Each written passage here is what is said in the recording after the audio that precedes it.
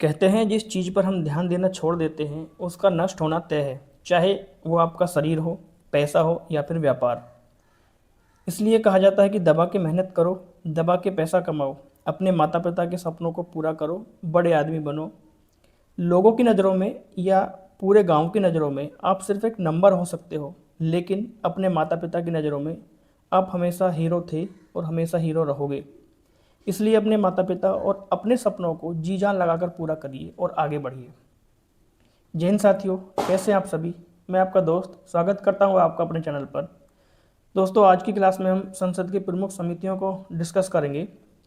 संसद में कौन कौन सी समितियां इंपॉर्टेंट हैं और क्या उनके कार्य हैं, कौन सी समिति किससे जुड़ी होती है, क्या उसका कार्य होता है। आज हम इन सारी चीज़ों पर डिटेल डिस्कस करेंगे और सबसे लास्ट में फिर हम पढ़ने वाले हैं आज संसद से संबंधित महत्वपूर्ण अनुच्छेद। आज संसद वाला टॉपिक पूरी तरह से समाप्त हो जाएगा, उसके बाद हम नेक्स्ट के चीज़ों को अगली क्लास में पढ़ेंगे। तो चलिए आज हम शुरू करते हैं संसद की समितियों से। सबसे पहले समितियों का परिचय देख लेते हैं। परिचय में संसद जो है यानी संसद की समितियों का कार्य क्या है, उनसे संबंधित उसका परिचय क्या है। सबसे पहले संसद की कार्यप्रणाली को सुचारू बनाने हेतु समितियां बनाई जाती हैं। संसद का सीमित समय और जटिल कार्य समितियों को इनकी यानी संसद को समितियों की आवश्यकता होती है। संसद का समय सीमित है और कार्य जटिल है, बड़े कार्य हैं, बहुत सारे लोग संसद में बैठते हैं, तो उसको कार्य को करने के लिए और समय की बचत के लिए संसद में कुछ समितियां बनाई जाती हैं। ये समितियां जो हैं सांसदों का एक छोटा समूह होता है, इसमें संसद के सदस्य जो है भाग लेते हैं। उसके बाद मैं बात करता हूँ समितियों के प्रकार। तो यहाँ पे समितियों के दो प्रकार हैं।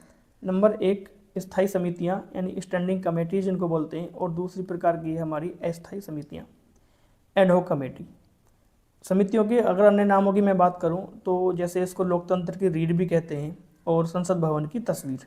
ये समितियों का कुछ परिचय है, किस लिए समितियां बनाई जाती है और क्यों बनाई जाती है, ये परिचय में मैंने आपको बताया है। आगे हम चलते हैं नेक्स्ट, समितियों के प्रकार। तो स्थायी समितियां और अस्थायी समितियां दो कैटेगरी में डिवाइडेड है। तो सबसे पहले बात करेंगे हम स्थायी समितियों पर, उसके बाद अस्थायी समितियों पर। स्थायी समितियों को मैंने यहाँ पे लिखा हुआ है, इनमें हम पढ़ने वाले हैं लोक लेखा समिति, पीएसी इसको शॉर्ट में बोलते हैं, पब्लिक अकाउंट कमेटी इसको बोलते हैं हम।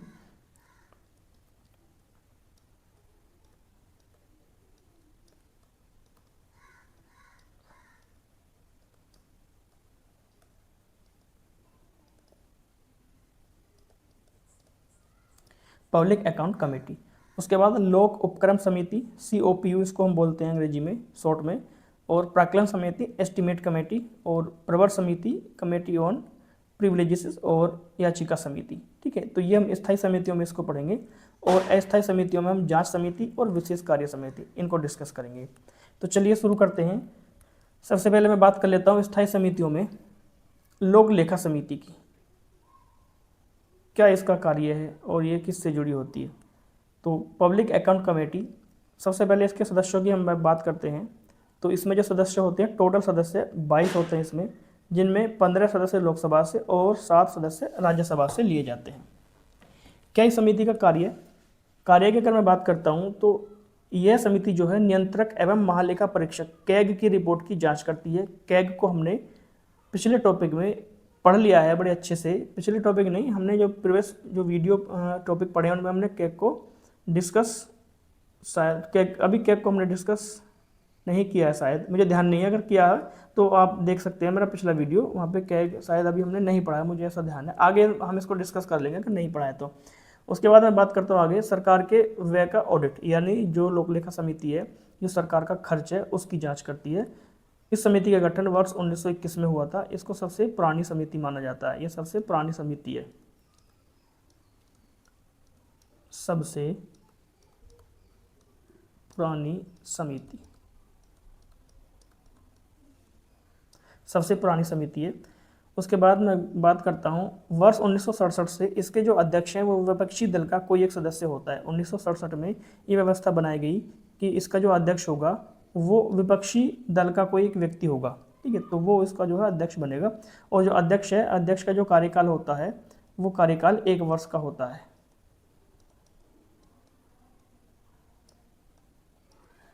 कार्यकाल जो होगा वो 1 वर्ष का होता है अध्यक्ष का कार्यकाल।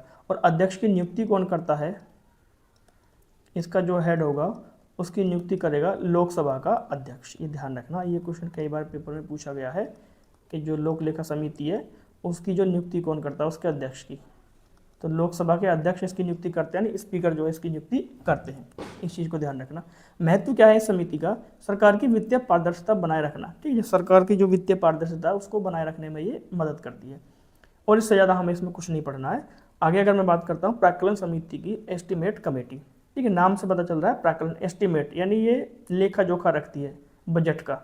ठीक है, एक कितना एस्टीमेट हुआ है, जैसे हम भी कोई कार्य शुरू करेंगे तो हम भी सबसे पहले क्या करेंगे, एस्टीमेट लगाते हैं, इस चीज़ में इतना खर्चा होगा और उसी हिसाब से हमें चीज़ों को करना है। तो ये काम समिति करती है ये वाली। ठीक है, तो अगर मैं बात करूँ इसमें 30 सदस्य होते हैं और सारे के सारे यानी लोकसभा से आते हैं। 30 के 30 सदस्य लोकसभा से ले जाते हैं, क्योंकि ये लोकसभा से ही संबंधित है। बजट जो पेश होता है वो लोकसभा में पेश होता है, इसलिए सारे सदस्य लोकसभा के होंगे।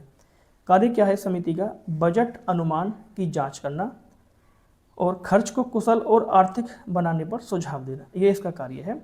सबसे पहले एक बात कहना चाहूँगा, जिस भी भाई को लग रहा है कि मैटर थोड़ा सा कम है, ठीक है, कम लिखवाया है, तो मैंने टू द पॉइंट ही लिखा है जो एग्जाम से रिलेटेड है। बाकी चीज़ अगर आप पढ़ना चाहते हो तो आप किताब से भी पढ़ सकते हो। बाकी मुझे जो लगा कि 99% एक्यूरेट, ठीक है, जो चीज़ें हैं मैंने वही आपके सामने लेकर आया हूँ। तो आप इसको पढ़ेंगे, आप पेपर में इससे संबंधित अगर कोई क्वेश्चन आएगा तो आप निराश नहीं होंगे, ऐसा मैं उम्मीद करता हूँ। आगे मैं बात करता हूँ तीसरी समिति की, लोक उपक्रम समिति। ठीक है, इसमें बात करते हैं इसके सदस्यों की। तो इसमें 22 सदस्य होते हैं, जिनमें 15 तो लोकसभा से आते हैं और 7 सदस्य राज्यसभा से आते हैं।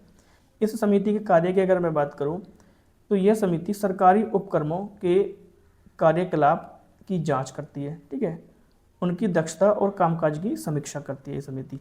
उसके बाद मैं बात करता हूँ याचिका समिति पिटिशन कमेटी। इसमें 25 सदस्य होंगे, 15 लोकसभा से और 10 राज्यसभा से इसमें लिए जाते हैं। ठीक है, याचिका समिति में 25 कैंडिडेट होते हैं। कार्य क्या है? जनता की याचिकाओं को देखती है ये समिति। जो जनता याचिका डालती है उनकी देखरेख इसी समिति के अंडर होती है।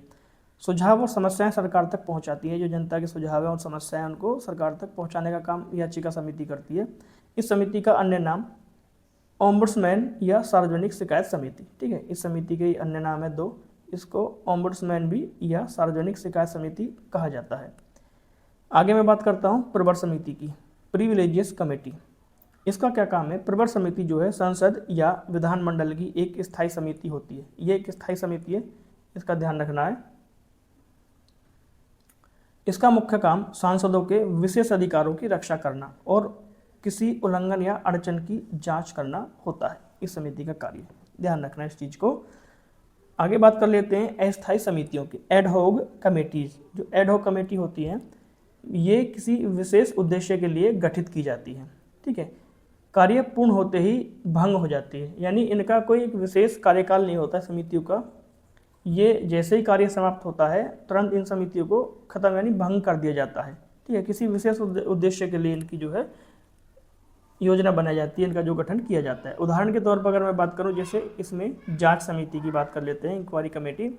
जांच समितियां विशेष प्रकार की समितियां होती हैं जिन्हें संसद, विधानमंडल या संस्थान द्वारा किसी विशेष मामले, घोटाले, भ्रष्टाचार, नीतिगत गड़बड़ी या शिकायत की गहराई से पड़ताल करने के लिए बनाया जाता है। ठीक है, ये इनका जो है कार्य होता है। ठीक, किसी विशेष कार्य के लिए ये गठित की जाती है। उसके बाद मैं बात कर लेता हूँ विशेष कार्य समिति की, स्पेशल पर्पज कमेटी। यह समिति जो है किसी खास बिल या मुद्दे पर विस्तृत अध्ययन करती है। ठीक है, इसका गठन केवल किसी खास विषय या उद्देश्य के लिए किया जाता है। अपना कार्य पूरा करके और रिपोर्ट सौंपकर यह समिति भंग हो जाती है। इस समिति को डिसॉल्व भी कर दिया जाता है। तो जितनी भी अस्थायी समितियां हैं, जैसे ही उनका कार्य समाप्त होता है समितियों को भी भंग कर दिया जाता है। ठीक है, ये अस्थायी समितियां हैं और अस्थायी समितियां जो है हमेशा बनी रहती हैं। इनका कार्यकाल जो है 1 वर्ष का होता है स्थायी समितियों का। उम्मीद है बात एकदम से क्लियर है। अगर वीडियो आपको पसंद आ रहा है तो वीडियो को लाइक, शेयर और चैनल को सब्सक्राइब भी कर दीजिए। आगे अगर मैं बात करता हूँ निष्कर्ष की, क्या निष्कर्ष निकला इन समितियों से, तो सबसे पहले बात कर लेते हैं जो समितियां होती हैं संसद की रीढ़ कहलाती हैं। उसके बाद इनके बिना संसद प्रभावी रूप से काम नहीं कर सकती। ये संसद और सरकार दोनों की जवाबदेही बढ़ाती हैं। सही मायने में लोकतंत्र को मजबूती और समितियों सही मायनों में लोकतंत्र को मजबूती समितियों से ही मिलती है। माफ़ कीजिएगा, जो है जबान स्लिप हो गई।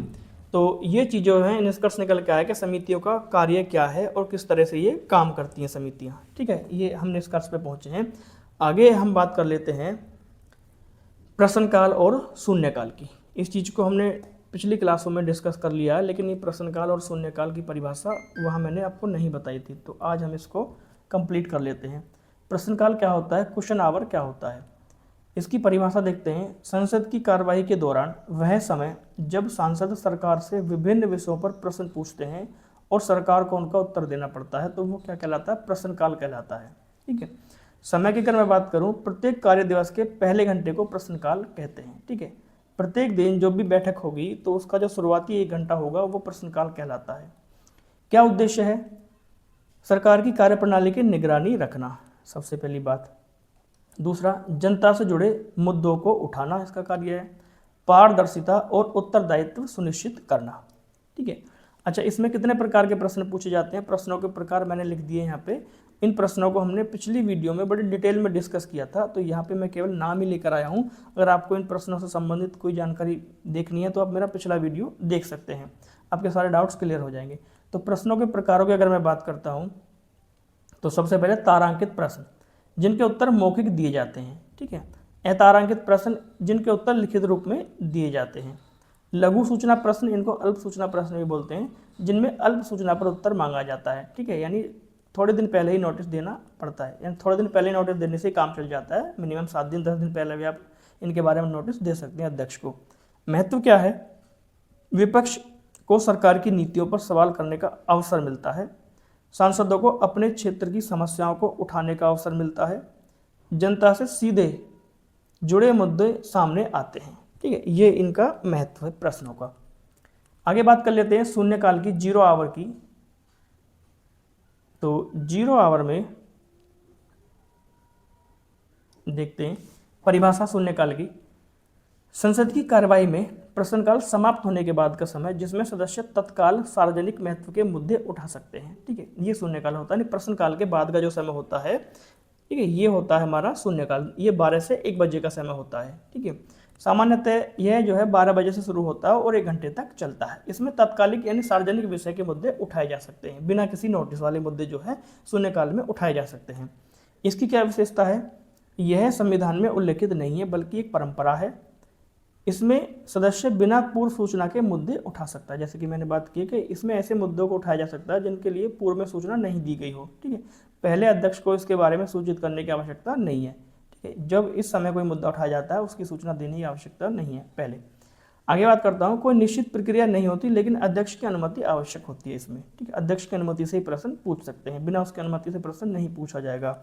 उद्देश्य की बात करते हैं, तत्काल और महत्वपूर्ण मुद्दों को संसद में उठाना, जनता की आवाज़ को सीधा संसद तक पहुंचाना, ये इसका उद्देश्य है।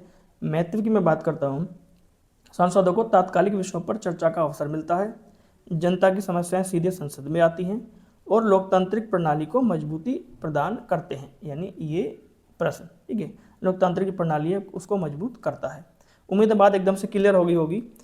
आगे हम बात कर लेते हैं संसद से संबंधित महत्वपूर्ण अनुच्छेद, जो बार बार पेपर में पूछे जाते हैं, बार बार किसी न किसी एग्जाम में पूछे गए हैं। ठीक है, वही इंपॉर्टेंट आर्टिकल में लेकर आया हूँ। हालांकि हमने ये आर्टिकल पीछे पढ़ लिए हैं, फिर भी मैं जो है आपको एक साथ सारे आर्टिकल जो संसद वाले एक साथ आज मैं समझा दूंगा यहाँ पे।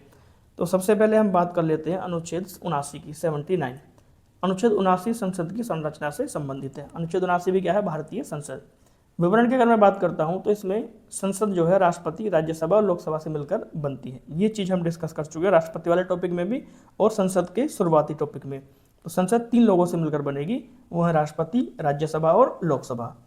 आगे बात कर लेते हैं अनुच्छेद 80 की। तो अनुच्छेद 80 में राज्यसभा की संरचना का प्रावधान है, जिसमें कहा गया है कि राज्यसभा की अधिकतम जो सदस्य संख्या है वो 250 होगी। इनमें से 12 सदस्यों को राष्ट्रपति मनोनीत करेंगे। ठीक है, और वर्तमान में इसमें 245 सदस्य हैं। जो 12 सदस्य हैं राष्ट्रपति, वो कितने क्षेत्रों से मनोनीत करते हैं, 4 क्षेत्रों से। ये मैंने चीज़ आपको राष्ट्रपति वाले टॉपिक में लिखवाई है और जब हमने राज्यसभा को पढ़ा था वहाँ भी हमने इस चीज़ को पढ़ा है। ठीक है, तो यानी कहाँ से लेंगे, साहित्य से, एक बार मैं आपको रिकॉल करा देता हूँ। उसके बाद विज्ञान के क्षेत्र से, कला के क्षेत्र से लेंगे और समाज सेवा से। तो इन 4 क्षेत्रों से 12 सदस्य राष्ट्रपति द्वारा मनोनीत किए जाते हैं। उम्मीद है बात एकदम से क्लियर है। आगे बात कर लेता हूं मैं अनुच्छेद 81 की। अनुच्छेद 81 में लोकसभा की संरचना विवरण की अगर बात करते हैं तो लोकसभा की जो अधिकतम सदस्य संख्या है वो 550 हो सकती है, यानी वर्ष 2026 तक तो ये 550 ही रहेगी। और वर्तमान में कितने सदस्य हैं, 543 सदस्य हैं। कितने सदस्य कहाँ से आते हैं, ये लोकसभा वाला टॉपिक आप देख लीजिए, सारी चीज़ें मैंने वहाँ पे आपको बता रखी हैं। आगे हम बात कर लेते हैं आर्टिकल 83, अनुच्छेद 83 की। अनुच्छेद 83 बात करता है संसद के दोनों सदनों की अवधि के बारे में, जिसमें कि कहा गया है कि राज्यसभा एक स्थायी सदन है। इसके जो 1/3 सदस्य हैं प्रत्येक दूसरे वर्ष सेवानिवृत्त यानी रिटायर हो जाते हैं, यानी राज्यसभा का कोई कार्यकाल नहीं होता। अगर मैं सदस्यों की बात करूं तो सदस्यों का जो कार्यकाल है, राज्यसभा के सदस्यों का कार्यकाल वो 6 वर्ष का होता है। ठीक है, राज्यसभा के जो सदस्य हैं उनका कार्यकाल 6 वर्ष का होता है। जैसे ही 2 वर्ष पूरे हो जाते हैं तो इनमें से 1/3 सदस्य ऐसे निकल के आ जाते हैं जिनका 6 वर्ष का कार्यकाल पूरा हो जाता है और वो रिटायर हो जाते हैं। लेकिन राज्यसभा एक स्थायी सदन है, वो लगातार चलता रहता है। कार्यकाल प्रत्येक 6 वर्ष जब हो जाएगा उनको तो वो रिटायर हो जाएंगे। कितने दिन में, कितने दिन बाद, प्रत्येक 2 वर्ष बाद। कितने, 1/3 सदस्य। लेकिन लोकसभा की जो अवधि है वो 5 वर्ष की होती है, ये निश्चित है, लोकसभा का कार्यकाल 5 वर्ष का ही होगा। आगे बात करते हैं अनुच्छेद 85 की। तो अनुच्छेद 85 में संसद का सत्र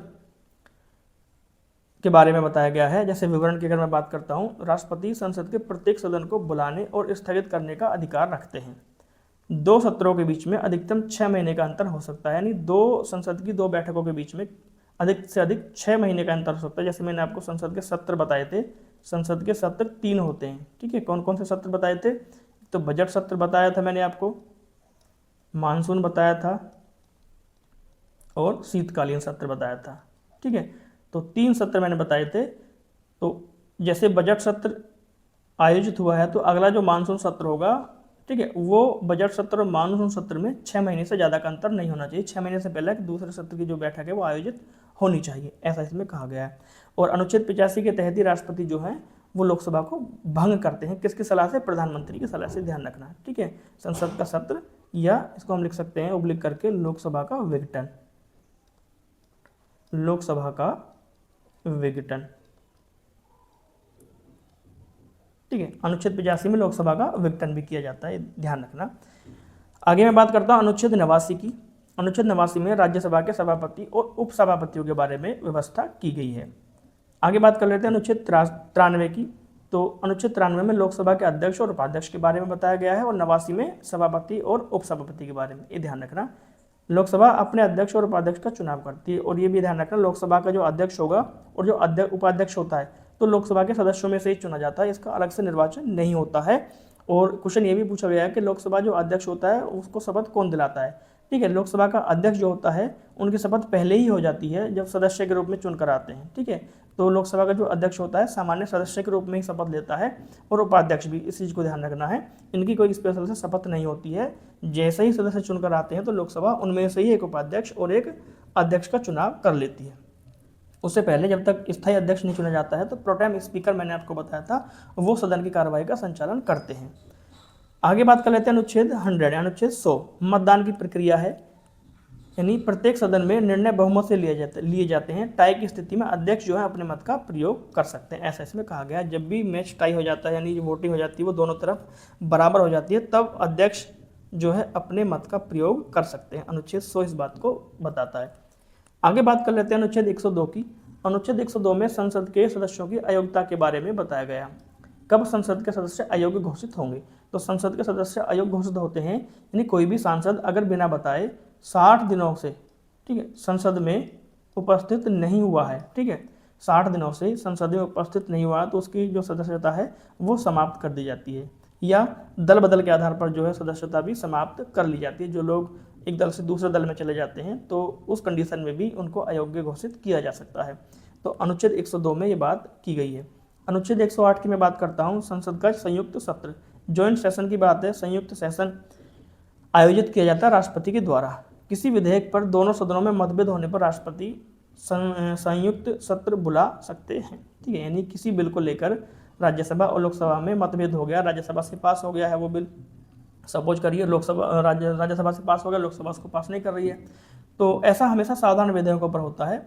तो राष्ट्रपति क्या करेंगे, वो दोनों सदनों की संयुक्त बैठक बुलाएंगे और वहाँ पर जो है दोनों से बातचीत करके उस बिल को पास कराया जाता है। एक बात और ध्यान रखना है, जो संयुक्त अधिवेशन होता है उसकी जो अध्यक्षता होती है, संयुक्त अधिवेशन की जो अध्यक्षता होती है, अध्यक्षता वो करते हैं लोकसभा के अध्यक्ष, लोकसभा अध्यक्ष। इस चीज का ध्यान रखना है, क्वेश्चन बहुत बार पूछा गया है कि संयुक्त अधिवेशन की अध्यक्षता कौन करते हैं, लोकसभा के अध्यक्ष। बुलाते कौन है, राष्ट्रपति। दोनों में डिफरेंस है, कभी अध्यक्ष को भी राष्ट्रपति करके आ जाओ, ठीक है, और बुलाने को भी राष्ट्रपति। तो ध्यान रखना दोनों में अंतर है, बुलाएंगे राष्ट्रपति लेकिन अध्यक्षता करेंगे लोकसभा अध्यक्ष। इसका कारण क्या है कि लोकसभा की सदस्य संख्या ज़्यादा है, तो इस कंडीशन में जो भी निर्णय लिया जाता है संयुक्त अधिवेशन में वो लोकसभा के पक्ष में ही जाता है, इस चीज़ को ध्यान रखना। आगे अगर मैं बात करता हूँ अनुच्छेद 110 की, तो अनुच्छेद 110 जो है वो धन विधेयक के बारे में बताता है। विवरण में बात करता हूँ, केवल लोकसभा में प्रस्तुत किया जा सकता है, इसकी अंतिम स्वीकृति लोकसभा के पास ही होती है। धन विधेयक को बड़े अच्छे से डिटेल में डिस्कस किया था हमने विधेयक वाले वीडियो में। आगे बात करते हैं अनुच्छेद 120 की, संसद की भाषा।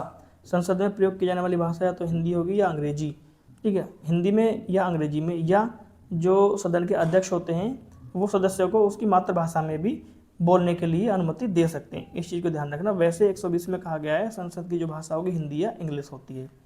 आगे बात कर लेते हैं हम अनुच्छेद 123 की। अनुच्छेद 123 में अध्यादेश जारी करने की शक्ति है राष्ट्रपति की। संसद सत्र में न होने पर राष्ट्रपति जो अध्यादेश जारी कर सकते हैं अनुच्छेद 123 के तहत, और इसकी जो अवधि होती है वो 6 सप्ताह होती है अध्यादेश की। बिना संसदीय पास कराए इसकी जो अवधि होती है 6 सप्ताह और 6 माह जोड़ लीजिए उसमें, 6 सप्ताह प्लस 6 माह, ठीक है। अगर कोई डाउट लग रहा है तो आपको पिछली वीडियो देख लीजिए आप राष्ट्रपति वाले, उसमें मैंने राष्ट्रपति की अध्यादेश जारी करने की शक्ति को पढ़ाया है, तो वहाँ पर मैंने सारी चीज़ों को डिटेल में पढ़ाया था कि 6 सप्ताह और 6 माह कैसे होता है, ठीक है। उम्मीद करता हूँ आपको वीडियो एकदम से अच्छा लगा होगा, सारी चीज़ें क्लियर हैं। तो आज हमने संसद को फाइनली समाप्त कर लिया है। आप जुड़े रहिए मेरे साथ, नेक्स्ट क्लास में हम राज्य सरकार को